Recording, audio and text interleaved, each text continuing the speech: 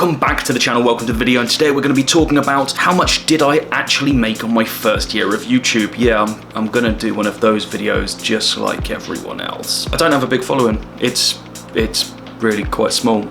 I'm massively grateful for every single one of you, but it's equally not like a channel with even 10 or even 5,000, 10,000, 20,000, 50,000, 100,000. You get the picture. I am very, very small. That's what she said. That's what she said. In fact, my first video was only in February, and then you had to go through the whole monetization thing. So don't expect this to be life-changing, because it very much isn't. So in February, I decided that I was going to start this little thing called my YouTube channel. I've got another channel that I started in 2020, but that was more to share things with family, and then I realised I actually quite enjoyed the whole process of making videos, and how could I do that in a way that was about something useful rather than just sharing really random things. Wait, I've done it again, haven't I? I'm just sharing random things. But I do hope this is in some way insightful, because let's face it, it is a long and hard road as a starting YouTuber. I'm not gonna lie. We get into this kind of survivor bias where we see all these channels doing massively well. When I say all these channels, we see these channels doing massively well and pulling in big numbers, and we think, I could do that. Well, at least I did. I went, I could do that. And in fact, I didn't really, yeah, I did. No, it wasn't that, no, yeah, I did. Yeah. But it wasn't really about that. I just wanted to find a creative outlet that I thought that I could enjoy the process, and if it became something that I could grow, then fantastic. But I do have a day job. I don't do this full time. But at the same time, it does take a lot of my time to do. So I will often record first thing in the morning, edit last thing at night. It takes a chunk of time. And then especially when you've got a fairly demanding day job at the same time, trying to fit all those things in mentally, it's quite an uptake, especially when I tell you how much it was for. Now, you're not new to YouTube, you've been here before, so you probably know that in order to be monetized in the first place, you need 1,000 subscribers and 4,000 watch hours, which is no mean feat. I have other channels, as I mentioned, and to get to those with those, it took much longer. So I'm fortunate enough that even within my first year, I managed to pass that threshold. Yay me. And in fact, my first monetization month was April, which after February start is really, it's bloody good, I'm not gonna lie. But how much did I earn in April? How much did I earn in my first month of monetization on YouTube? And this is purely through the ad revenue. And I'm not gonna lie, it wasn't a lot. And after 3 months, I was super excited, and I earned $2.28. But I tell you what, after 3 months of videos, putting them out, working my ass off, that $2.28 meant the absolute world to me. It really did, yeah. May was a better month. I earned $8.09. I felt like it was going places at that point. I was like, what can I say? It's taking off. June, $15.06. To the moon, people, to the moon. July, $18.39, so $18.39. Again, improving, and at this point I thought I was pretty much unstoppable. All the hard work felt like it was paying off, and don't get me wrong, it's still a lot of work, but come on, $18.39, we're on a roll, baby. August, $22.55. Again, we're trending upwards. I'm liking this. I'm starting to build a bit more of a subscriber base. It's fantastic. And then out of nowhere, September completely blew the other months out of the water. I mean, not like to some of the ones where you see online where they have like a 6-figure month. It was $67.78. But compared to the previous month, it was absolutely astonishing. I don't even know where it came from. It was just like, right there. It was the most I've ever earned in a month. And that's still the case. October was around $56, which was fantastic. But after that $67 month, I'm not gonna lie, I thought it was gonna go up forever. November as well, $45.36. And I was slightly disheartened. My views were actually really strong in November, but my CPM was down, so yeah, that's just the life of YouTube really, isn't it? And again, it seems to be fairly down for December, so what are you gonna do? Just keep doing it really. So in total, over my first full year on YouTube for this channel, I have earned a total of $252.17, which I think is kind of good. I think that's all right. That's not too bad. Can I retire? No. Can I quit my day job? No, I can't quit my day job. There's so much about YouTube ad revenue that you can't really control. I mean, at all. The CPM, which is the cost per meal or the amount they will pay you per 1,000 views, completely changes depending on where those views come from. If you get views from people in Australia, you get paid more than if you get views from people in France. And if you get views from people in Asia, you get paid less than if you get views from people in America. So it really does depend on where your viewers come from and how much YouTube is willing to pay you for them. And that all depends on the advertisers, which you can't really control. But what you can control is the type of content you put out, which is the content that I do. I control that. I'm sorry. So why bother? Well, for me, I think it's a worthy investment. One, I love the creative outlet. I think it's one of the best things ever. For me, being able to think about, create, edit, and do that on a weekly basis is like me doing a startup on a weekly basis, which sometimes I have to do because of the side hustles and things like that. So for me, I 100% think it is completely worth doing. It doesn't matter what you're sharing. If you like to have a creative outlet, you want a creative outlet, 100% I think it's something that you should do. And don't get disheartened by the speed of growth or whatever that might be. Do it because you enjoy the process, and other people will enjoy the process with you.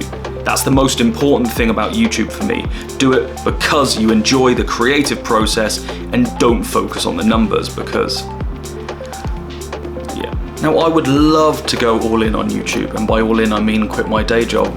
I have a very good day job, and at the moment I have 1,654 subscribers, and as you've seen, earn average about $50 a month.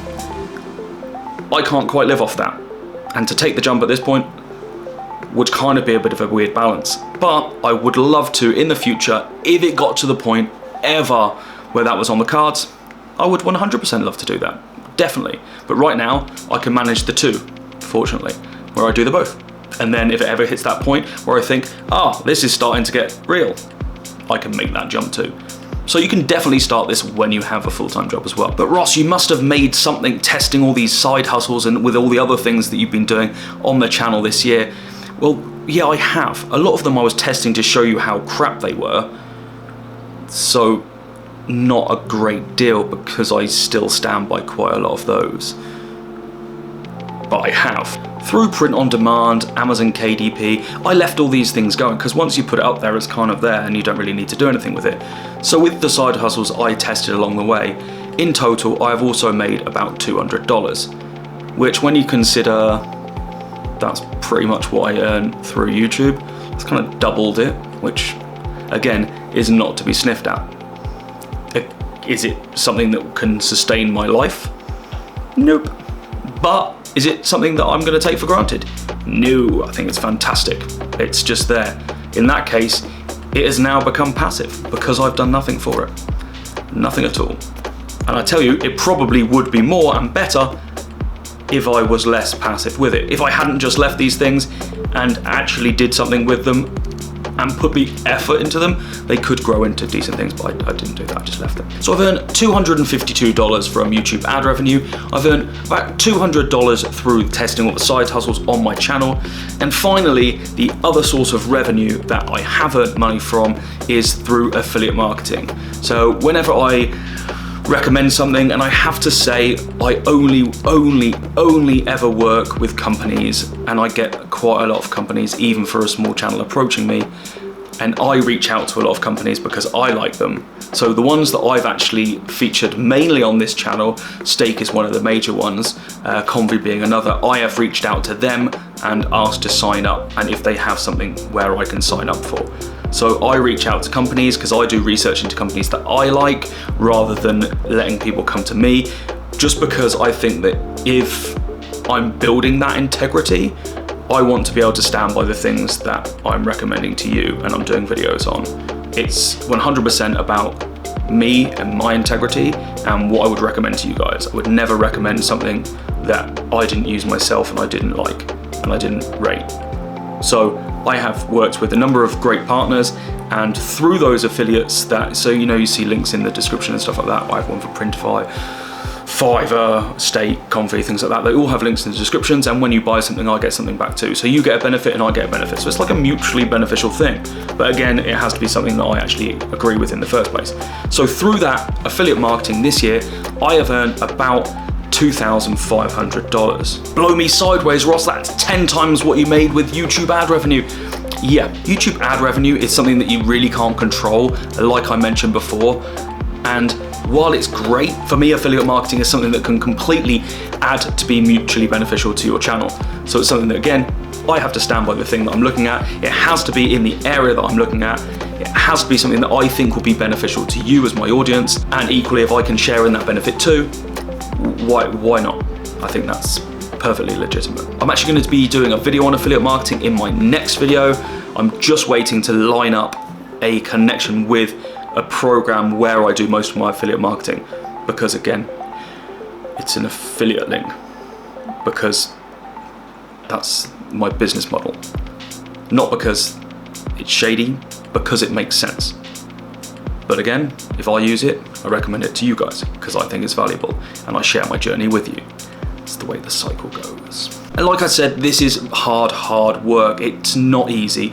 The planning and the filming and the editing, believe it or not, that goes into this is a lot of work. But I do think in the long term, the hard work that you put in will and can pay dividends in the long run.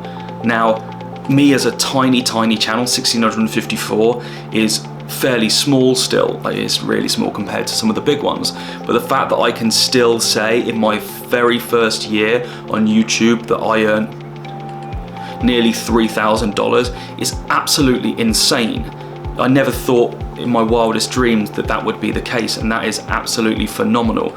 That's like $2 per subscriber when you look at that actual numbers, and I think that's absolutely mad. So for me, it's definitely worth the payoff. And for me, sharing this journey with you about making money online and what that looks like and how the best ways and worst ways are to do it, I want to be as transparent and open as possible, hence the reason I'm being as transparent and open as possible in this video. I want to always tell you what I think doesn't work, what I think does work. I want you to tell me that actually is wrong, that does work. Watch this, I'm proof of that. All of these things I think are important to educate and show to the world and to you guys, the people that are interested in this, what does work and what doesn't, because that's kind of important. We can all learn together, and I'm sharing my experience and you guys can share yours too. Next year, I totally want to level this stuff up. I want to take it to the next level, and let's see if we can do that together. I completely appreciate every single one of you who's been here from the beginning and has come a long way for my journey. My first stop is that 100 grand mark. I'm way away from that now, but let's see if we can get to that step as soon as we can, and I will share every single step of that journey with you as well. Imagine that day when we hit that million, the $1 million mark. I truly believe it will happen. I believe if I commit everything to what I'm doing, and if you do the same, you can reach any dream that you think is physically possible.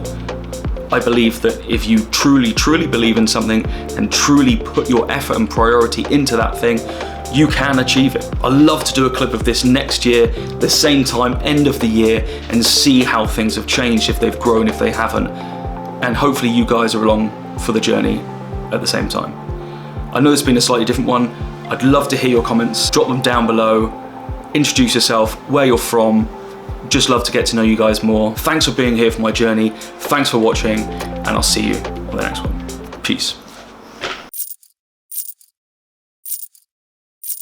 I don't know why my hair always looks so messed up.